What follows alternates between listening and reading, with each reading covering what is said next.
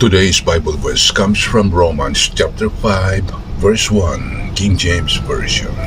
Therefore, being justified by faith, we have peace with God through our Lord Jesus Christ. Romans 5:1, it highlights that because believers are declared righteous through faith in Jesus, not works, the hostility caused by sin is removed, resulting in a restored, harmonious relationship with God. Key aspects of this verse include number 1, justified by faith.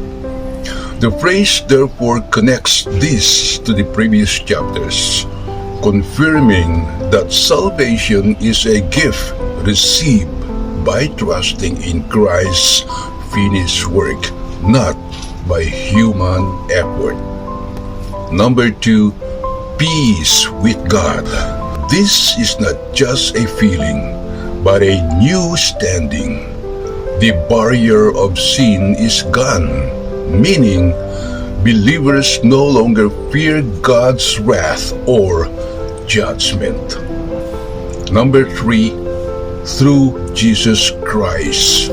The reconciliation is only possible through Jesus' sacrifice.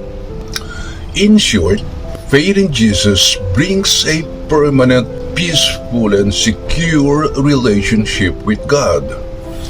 This verse highlights that faith brings assurance and removes the fear of God's judgment, shifting the believer from a state of condemnation to a state of grace. Amen.